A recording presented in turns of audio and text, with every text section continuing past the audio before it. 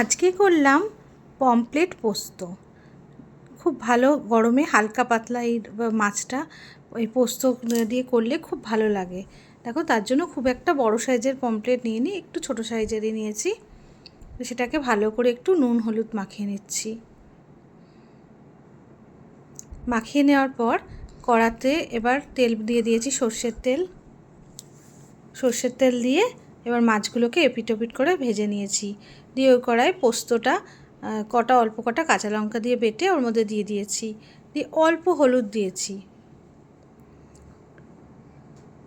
দিয়ে ভালো করে নেড়ে নিয়ে মাছগুলো এবার দিয়ে দিলাম এর মধ্যে। দিয়ে কটা কাঁচা লঙ্কা চেরা দিয়ে দিয়েছি, গোটাও দিয়েছি কত। দিয়ে মাছগুলো একটু ভালোভাবে ফুটিয়ে নিচ্ছি। নিয়ে একটুখানি অল্প সর্ষের তেলও এর মধ্যে দিয়ে দিয়েছি। দিয়ে মাছগুলো ফুটে এলেই সার্ভ করে দিয়েছি আমাদের এই পমফ্রেট পোস্ত, যেটা গরমের দিনে হালকা পাতলাভাবে তোমরা এটা খেতে পারো। খেতেও দারুণ হয় আর খাওয়াও খুব উপকার। সবাই করো এটা। বাই, টাটা সবাই।